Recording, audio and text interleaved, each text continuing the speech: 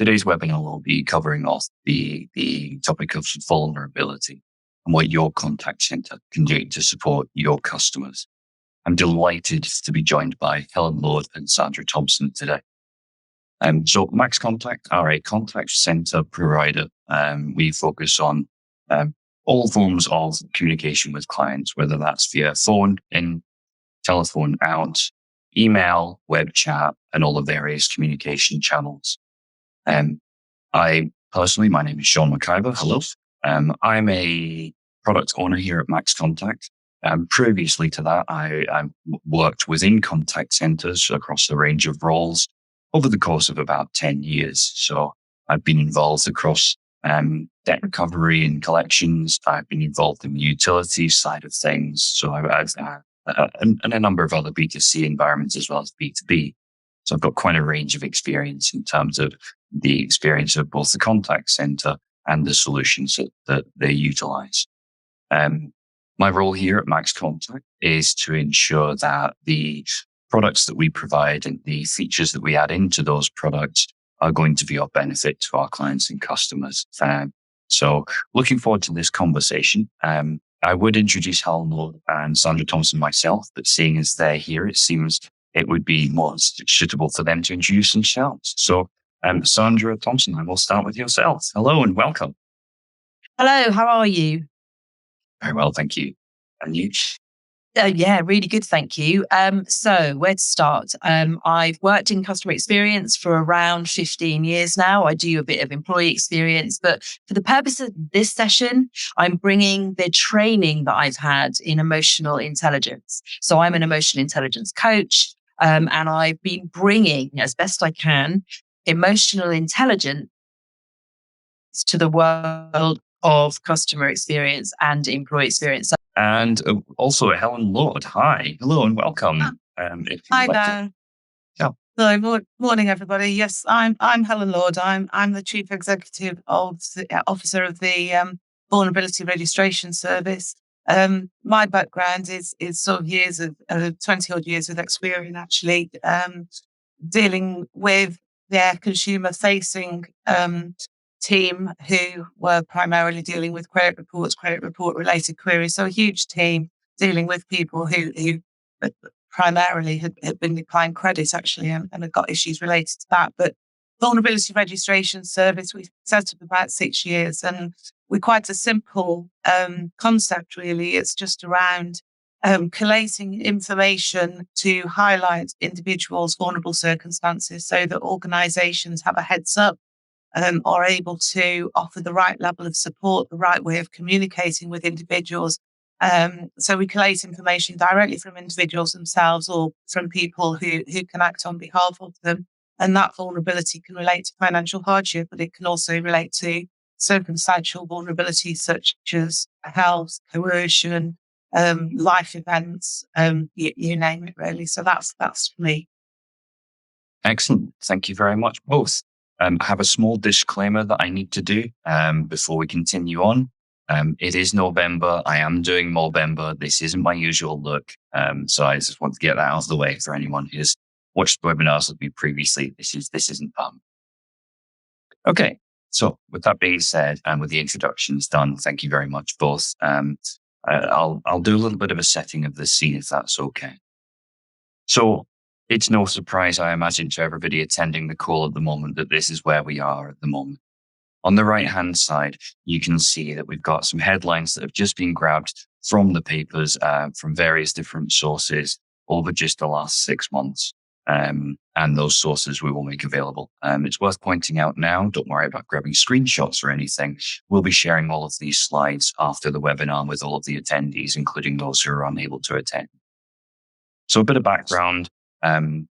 It's important that we have the information on the right as a bit of a background here, and we then consider what a vulnerable person is, which we'll come on to. There's been an increase in the number of vulnerable adults, and of course, there's then been the cost of living crisis impact. And if we consider the sequence of events that's happened across the course of the last several years, actually probably since VRS was set up, Helen, I imagine, then there's been quite a shift there. So that's the background. So how does that relate to MaxContact? Well, what we decided to do is commission some research. Again, we're going to be sharing these slides afterwards, so I won't be dwelling on these numbers too much right now. But we contacted 1,000 customers who identified as vulnerable across the country, and these were some of the headlines from their responses. We'll dig into some of the specifics of what might drive these responses and what can we do about those responses. So we've got the background, we've got the research. It's important and it's worth pointing out at this stage that it's not just ourselves who've done the research on this one. Helen has shared some information and research that was done by the VRS, which I'm going to move on to now, because I think that seeing it graphically kind of paints another interesting picture. So we've got the graph here is the percentage and then the age demographics along the x-axis. So it's interesting, when I was looking at this, there were a couple of things that really jumped out to me. For example, the reduction in the percentages as actually the age of the individuals increases, which struck me as quite interesting. And the shift in some of those reasonings, particularly the resilience, looking at the resilience as being the reasoning, I thought was very interesting in that it's very high as a causative factor for the 25 to 34s, but then it drops off substantially beyond that. Helen, I would be very interested to get kind of your take on this as well. Yeah, I mean, it was the figure that shocked me the most in terms of the way it drops, and it drops to almost half of people who are older who actually identify or feel themselves to be vulnerable. And this survey was done a little bit earlier in the year, probably before the cost of living crisis began to impact upon us, but it also reflects what we found last year as well. And it's frightening in the sense because clearly, the older people have their challenges. And I think the fact that it's saying to us really it's more difficult to pick up when there is a vulnerability issue in the over 65s. And I mean, the survey ends at over 65, which I always find a bit frightening as I get older. But it's there's a lot of people over 65. There's a big population with different dynamics in there. So yes, I think it is significant, and I think what it tells us, we have to be very conscious of the people that we don't easily identify, whether they be older or whether they aren't able to communicate in a digital route. They're excluded from that. So I think that's something we always have to be aware of. Absolutely. And I think before I continue on, it's important to put out there, I'm sure that many people who are joining us on the webinar today will be looking at this and will have questions about some of what we're talking about. I just want to take a moment and point out that there will be a Q&A session at the end whereby we'll work through some of those questions. I think it's important that, all questions are on the table, so to speak. And any that we don't get to, we will respond to individually after we've managed to, after we kind of hit the time, so to speak. So, but again, the research is all there, and I think it draws out some really interesting things. And Helen, you actually just touched on one of those, and so I'm gonna move on to that because it's something that this is a difficult one for me personally, because when I was on the phones on the front lines and anyone talked to me about vulnerability, I had ideas of very cliche concept of what vulnerability was. So as we think about this, what we've got on screen is just a consideration of which one of these is the odd one out on vulnerability for those watching. Now, obviously, this isn't a poll, you can't respond, but as you're reading through this list, just in the back of your mind, just kind of bear in mind that that there are many reasons for vulnerability, and it's easy to become kind of ensnared, I suppose, in the cliche, because in actual fact, this is a trick question. None of these are odd ones out. They are all types of vulnerability classifications and categories. And And interestingly, that you just mentioned, Helen, that core digital skills, even today, that's not one that I would immediately go to as being classification of a vulnerability. And I'm sharing that from the point of view of, even in the research for this, there were things that I was just like, oh, I wouldn't even have thought of that. So I think that's an important kind of consideration to make. Are there any others kind of listed here or that you're aware of, Helen, that you would maybe consider to be, ones that are important to be mindful of? I think the list is endless. And there was a lot of dialogue when we started out with BRS about what is vulnerability, how do we define it? And I think it's a little bit of an impossible task. So having intensively done this for the last 6 years, things still surprise me and things still come out in that way that perhaps I wouldn't have even thought of. I think the other thing to bear in mind with this, there's a lot of focus on financial vulnerability, and we are very, very used to sharing data about people who are in financial hardship or making decisions based upon people's repayment history. What we don't do, and I think what we're trying to do very much, is to put some context around that. So somebody's financially in hardship, but there's probably more to it than that. There's probably something that's creating that situation, and there's something creating that vulnerability. So I think the one we probably most, usually comes to mind is the financial hardship and mental health. One impacts the other, and one makes the other one worse. So there's lots of different types of vulnerability. All of us are individuals. We can't have a case study on each of us. So I think we have to use these high sort of level definitions as best we can and use those. Yeah. No, I would agree. And I think it's also worth bearing in mind that, these can be combinations as well, and they can influence each other, as you've just alluded to as well. Sorry, I just wanted to say,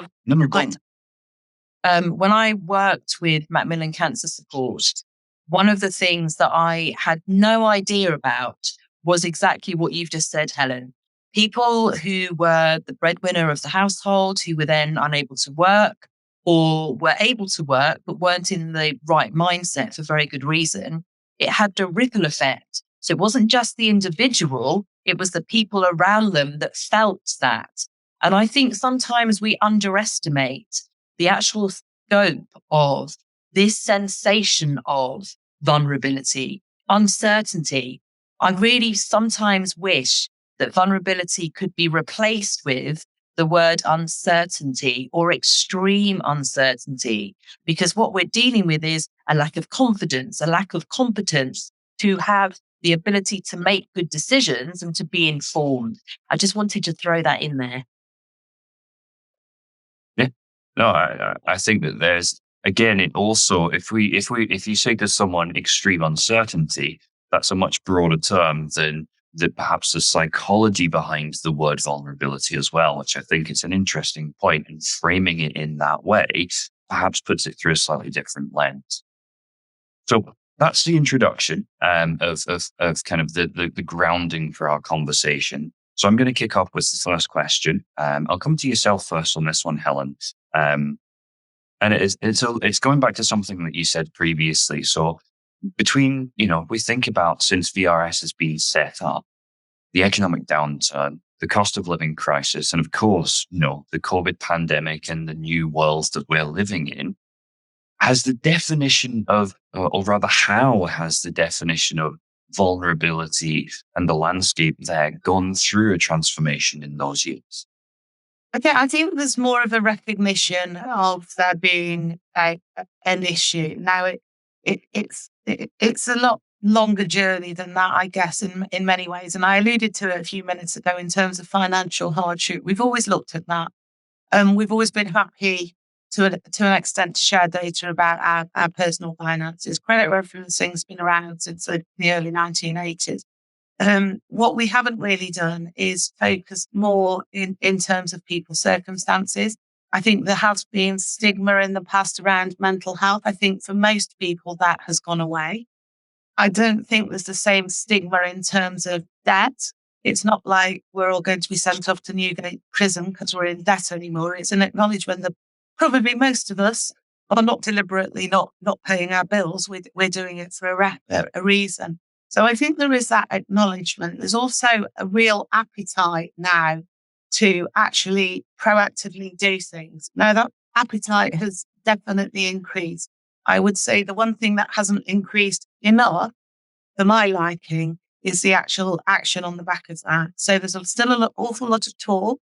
There's a lot of discussion, and there's still conversations about what is vulnerability, what should we do, but more about we really need to get on with it. We're not going to find a perfect 100% solution that's going to help everybody. We can't diagnose everybody's problems. But if we identify vulnerability in an individual, then we really need to be sort of getting on and acting upon that.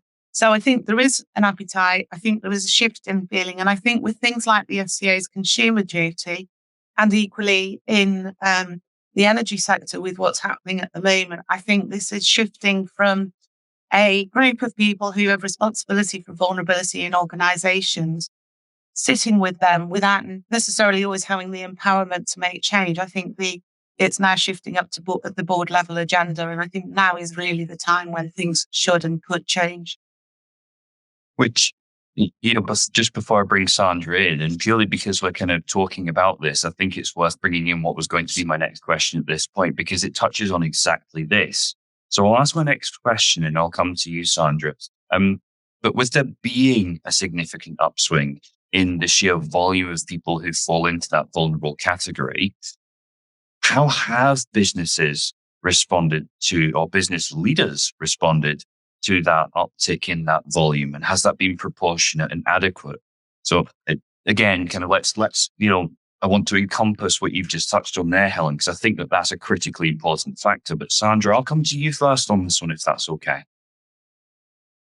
It's a fascinating topic, and I'd like to invite you to bring up a slide, which is the chimp paradox. This is a book that was written by a guy a number of years ago now, and actually it helped Olympians manage their brain and understand what was going on. So just want to give a little tiny introduction. I'm not a psychologist and I'm certainly not a neuroscientist, but I think there is a better understanding now, and probably as a result of the pandemic and people talking more openly about how it feels to be uncertain. Number one. Number two, how in the absence of accurate information, we make stuff up. Our brains cannot cope with the gap. And that, believe me, and I know that all of us are in the same boat, our imaginations are incredibly competent, but to our detriment in the fact that if we don't know something, we don't know the facts, things can be blown out of all proportions. So let me just talk to you for a moment about this amazing cartoon. So let's focus on the chimp just for a second. The chimp is in the center. It's in a place which is the emotional center. There are other emotional areas, but this is in the limbic system. I don't know if you've ever seen a chimp unhappy, going berserk, bouncing off the walls, screaming, shouting. When we are faced with uncertainty, or if something unexpected, which isn't nice, happens, our chimp goes berserk. We react in a certain way. We stop this yellow thing, this frontal cortex, which is a newer bit of our brain where the logic and the decision-making happens. And we see red or we panic. It's the classic flight, fight, or freeze. And I believe in certain areas where leaders have understood what compassion is, and when they started to get a grip on what empathy is, they've recognized that there is more we can do to prevent the chimp from going berserk. And that means being proactive in giving information. That means you are giving people more control over their destiny. It means being a bit more open about how you feel if you're capable of doing that. So compassionate leadership, where people feel they're able to say, I'm not feeling comfortable with that, or I feel a bit nervous about that, or actually I've just had this call and I feel so dreadful. Giving them time to then recap, refocus, reset. So in answer to your question, my belief is that there is, in some pockets, greater understanding. There is more space being created so people can understand how they're feeling. But on the flip side, there are also organizations that are not looking at this, which means we're having burnout. We're having mental health issues for our agents.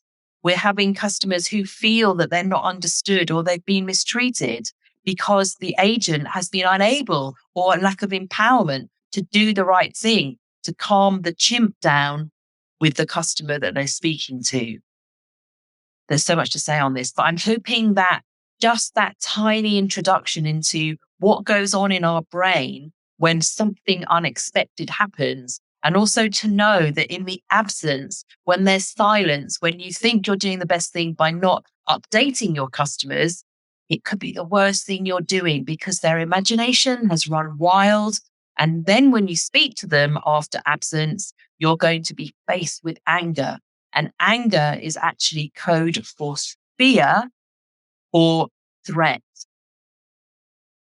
I find it interesting that you talked about that silence. I was reading something myself recently, and the title of the chapter was called "The Silence of Screaming," and it's just made me think of that as well. So then from a leadership side, in terms of that, you're advocating, Sandra, opening up those conversations around actually having these potentially highly emotive conversations at the most senior level, and being emotionally vulnerable and engaging more with that as well. So yeah. Yeah. So, ultimately, every organization is different. I know all of the people who are on this call will know that you've gone into darkness, Sean. You need to be Gone leaving into your darkness. I'm still here. I'm just going to open the door. So I think what I'm saying is most certainly some leaders have come out of particularly the pandemic where they have been more capable and more courageous to talk about how they feel. There's an amazing program called Courageous Leadership where people do that. And that as role models means that other people have started to talk about how they feel. It doesn't happen everywhere. But I do think that the rise of even mental health first aiders is an amazing thing too. I think that people are, certainly in my experience of dealing with people in call centers, team leaders are more astute to seeing signals, signs that their team are kind of at the point of burnout because they just need some release to be able to process some of the stuff. I mean, imagine just two brains for a second. Here's the customer and here's the agent. That stuff has got to go somewhere. It's got to be processed. It's got to be dissipated because as a species, we are affected by this thing called emotional contagion. We feel it. We get it. We have that pressure when we hear time and again all of these harrowing stories of how people feel as a consequence of what's going on. So what does all of that mean? I think it means that in the best case, leadership recognizes it. In the middle case, leadership are trying to figure out how to deal with it. And in the worst case, they're just brushing it under the carpet and seeing huge churn in their staff. Okay, understood. So we're touching on quite a few things here. And so what I'm going to do is I'm going to actually move on to some of the actual metrics and stats that we showed earlier on. And one of those metrics, let me just make sure. Yeah. 51% of individuals contacting customer services felt their needs were not accommodated and they were treated unfairly. Now, reading that reads to me like it's potentially two separate issues. Number one being the identification of the vulnerability, and then secondly being the accommodation of that vulnerability. Are these two things intertwined? And I suppose what improvements, what practical improvements can be made on those two fronts? Helen, I'll come to you on this. So a lot about dealing with vulnerability is just good customer service. I mean, it's nothing more complicated than that. And I'll go back actually to your leadership point, because I think one of the problems that is there in terms of how do we deal with vulnerable people is I didn't quite know what to do with them when I found them, because actually it doesn't fit into our normal customer journey that we've mapped out over years. This is a bit new sometimes. What do we do with a victim of economic abuse that's fallen victim to a loan shark, or their partner is manipulating them? How do we manage that? So I think a lot of it is just treating them in the right way. A lot of it is really realizing that we can only help them in the sense of how it affects their relationship with us. We can't make things right. We can't go and sort out their relationship for them. We're not responsible for that. So we have to sort of channel it a little bit and break it down a little bit. But we do need to go through those customer journeys, and we do need to work out certain scenarios as best we can. And there will be a few that fall over the edge that we haven't got the answers to, and we'll have to deal with those on a case by case basis, I guess. The other thing, and I mean, sort of it picks up a little bit on what Sandra said. Every organisation I've talked to recently has highlighted the issues in terms of frontline staff dealing day in, day out with vulnerable customers, and the pressure that brings to bear. That is largely a training issue. It's a well-being issue, and we need to really face up to that, because however much we say somebody isn't responsible, it is going to affect people, and it is an emotional thing. And I think we have to accept that we are going to have to invest in supporting staff around that. Which sounds, it's a perfect opportunity to bring yourself in on that point, Sandra. And I think particularly around the emotional intelligence. Yeah, no, absolutely. So, I just I'm going to dance around a little bit here, because I want to just go back for a second to the chart that you showed, where we talked about resilience, the fact that resilience is a thing. Now, the interesting thing about resilience is that you have to go through you have to go through a process. You have to process and navigate the information in order to be able to bounce back. Resilience is not about avoiding it. It's working through it. And that is where I think people who are frontline have this utterly incredible opportunity to help an individual just signpost some of the thing that they're experiencing. What do I mean by that? I don't know about you, but certainly if I'm overwhelmed and I come to a call and everything comes out, and someone is able to say to me, I think this is what I hear you say. I think you're saying this and this and this and this. I am going to help you to the best of my ability. Oh my gosh.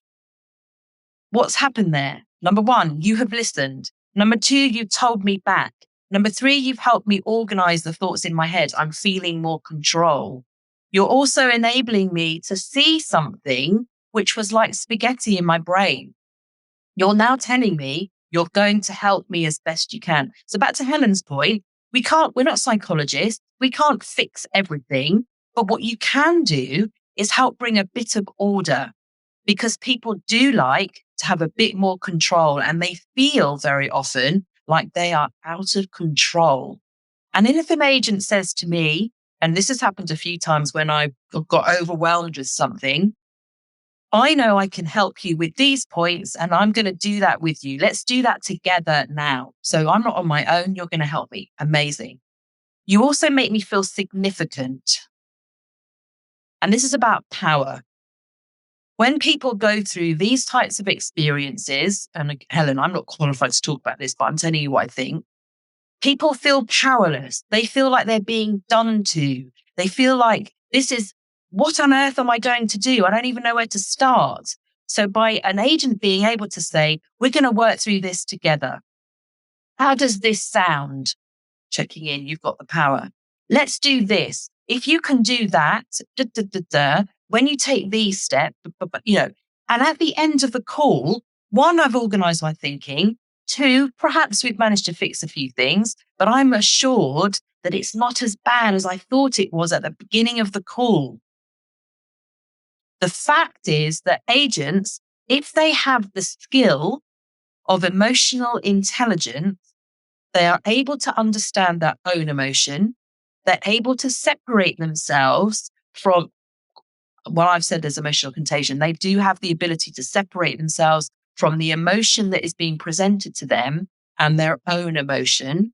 They will be more resilient and they will actually be more helpful because they can stay true and calmer in a situation which might be highly, highly emotional and stressful. I think I've said quite a bit. No, I really liked everything you said, and the only point that I would add, and this was from when I was a user, an agent on the phones, and so from many years ago now. But one of the things that was always a benefit there, when I'm kind of replaying back to you the bullet points of what you've said, is that also opens opportunity for the other person to go, no, that's not, and it's actually X. So you don't end up focusing on the wrong thing. So having those little check-ins along the way, especially when you've got those bullet points, to be able to go, we were going to resolve these things. I've resolved that. Let's move on to this next one. It allows them to box that one off psychologically. So there's an element of that too. Which brings us on to something else. And it allows us to kind of move into a different topic, which is around one of the other points that was on that slide, which was feeling like the person they were talking to was trying to get them off the phone quickly. There's just 30% of respondents. So I'm going to put my agent hat on here. I recall being in a contact center, and in every contact center I've been in, there are all kinds of KPIs. Now, we all understand that KPIs are critical to the successful operation of a business. You need to be dealing with calls within an appropriate period of time. So you've got average handle time targets, et cetera, et cetera, et cetera.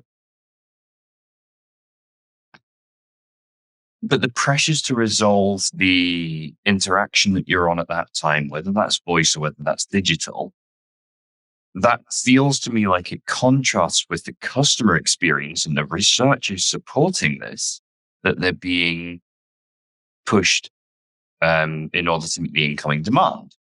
And so how do we balance those two contrasting requirements, and even from the research as well?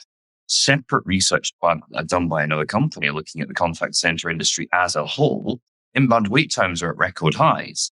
So from a customer, and a vulnerable customer particularly, I'm contacting a company, I wait a very long time to speak to them. And then when I do speak to them, I feel like I'm being kind of shuffled along a conveyor belt. From an agent point of view, that was always a big frustration for me and a very challenging thing. So I want to open up the conversation there.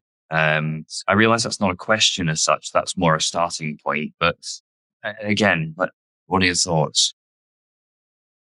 So I think to an extent, organizations are going to have to take a little bit of a hit and accept that some conversations are going to take longer. And they are going to have to go through the pain, as I say, of revising their customer journeys and rethinking some things along the way.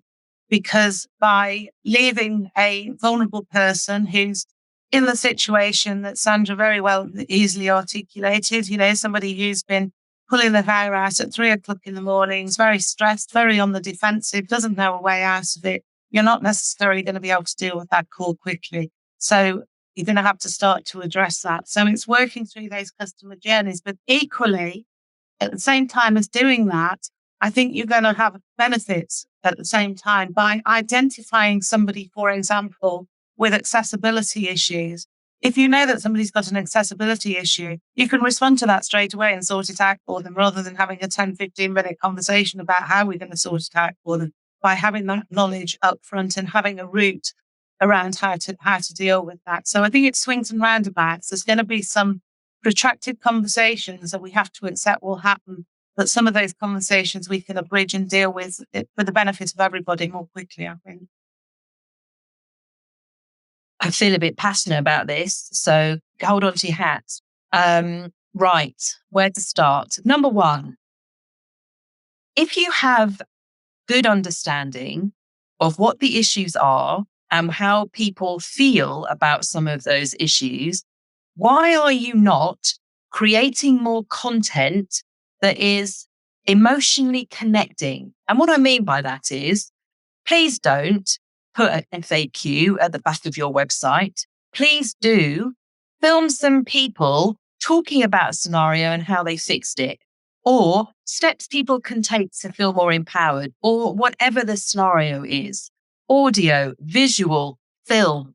Do that, because it's likely that you might reduce the number of people who contact you because they are on the spectrum of stress. They're here, they're not over here. So number one, manage the number of people who come through to the call center in the first place.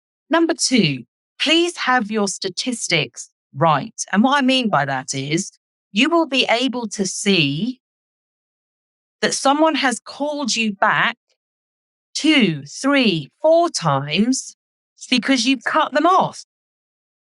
Now, that is when everyone needs to be checking on the data to make sure that the KPI is right. Because I understand, and I've actually been on a call, and this is a moment of vulnerability. I was on a call, I was talking about the passing of my dad, and I got cut off. And I knew why it happened, but you can imagine the mental stress I was feeling at the time, because then I have to retell my story. But from that point of view, that's empathy. But on the other side, cost perspective, you've had 5 calls rather than 1 that took an extra 15 seconds. Get a life with your numbers. You've got to be on top of what exactly is going on from a traffic point of view. The final point I have to say is that a friend of mine who's a behavioral scientist suggested to the board that the staff on calls said to someone who'd forgotten their password, take your time. And the board said, you're mad. We can't do that. He said, we're going to do a test with just 10 people where we say to the customer, take your time. What do you think happened? Well, the call length shortened because the person calmed down. They got through more calls, all because of something that sounded counterintuitive, but they were willing to test it.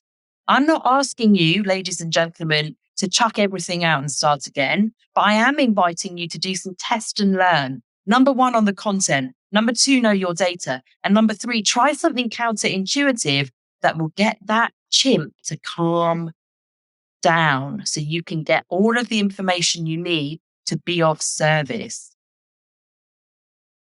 Excellent. Yeah, I really like the interconnectedness of those 3 things as well. And I'm going to kind of leverage that on the back of that. Before I do, I'm conscious of time here. We've got another 5 minutes left. So I think we'll do this next question and then we'll open it back up to the QA. So if anyone has any questions, we've got another couple of minutes before we move on to those. So I'm gonna pivot slightly here. And we've talked about customer well-being, but I think it's important to recognize that with 99% of companies still looking at hybrid models, employee well-being. Well, how do we look after, how do we ensure that our vulnerable customers are looked after and identified and get the focus and attention they need, but also that we treat our employees, many of whom now probably fall into those self-same vulnerability categories, in a way that's sensitive to a high frequency of vulnerable conversations.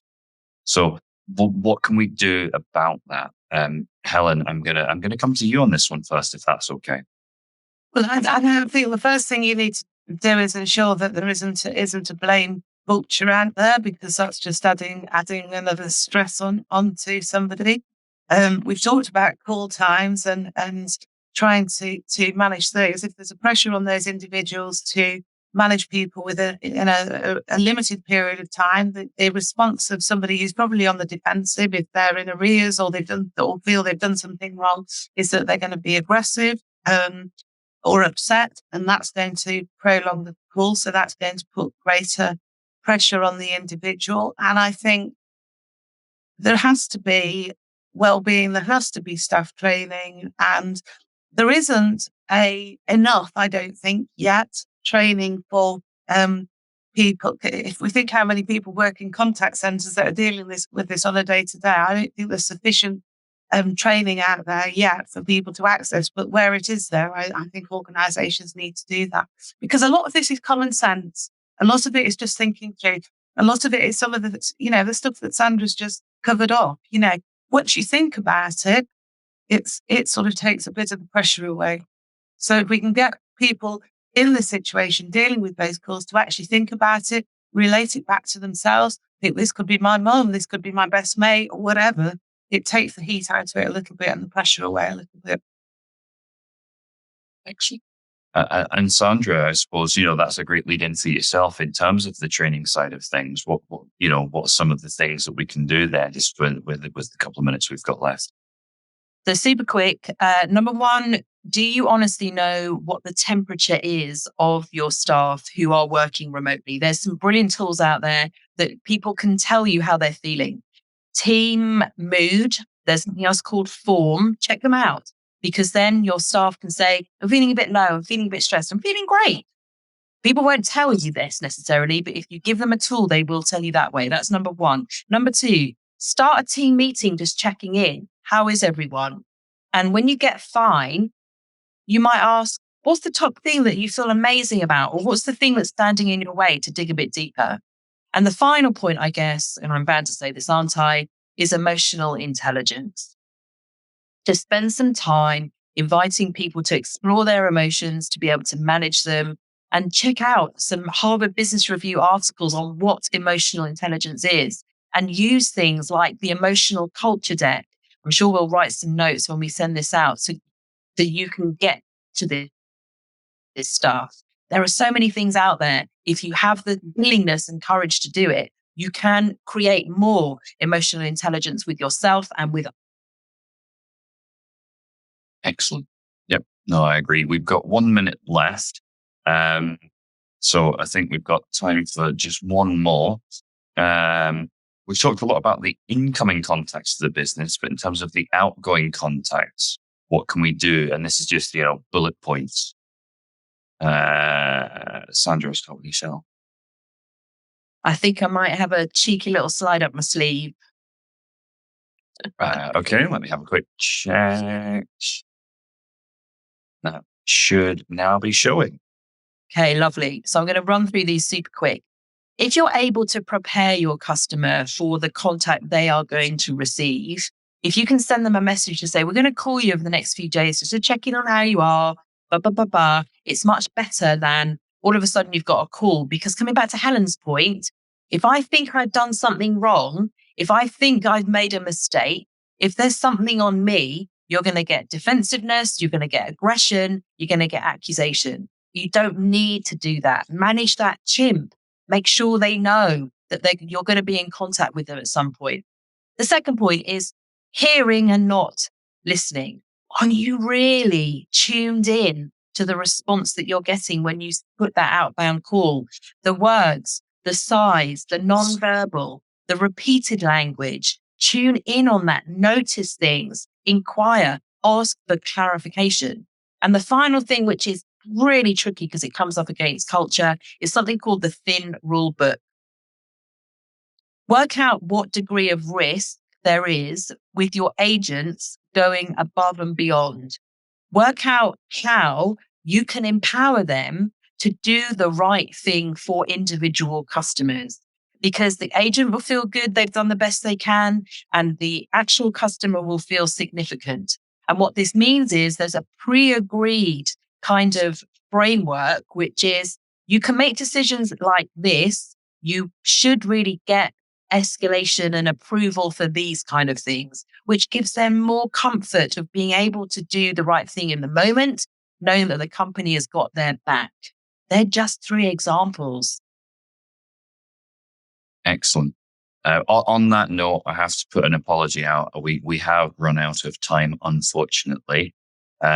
However, any questions that have come in via the Q&A, we will get that. We will get those responded to. But I want to take a moment to say thank you ever so much to Helen Lord from VRS and Sandra Thompson, our Emotional intelligence guru. So thank you both ever so much. And thank you everybody who joined us today. The recording of this will also be shared, as will the slides. And if you want to get in touch following this conversation, then you can get in touch with MaxContact via the usual channels, and we will be happy to pass any further questions forward. Thank you once again to Helen Lord and Sandra Thompson. Thank you. Bye-bye.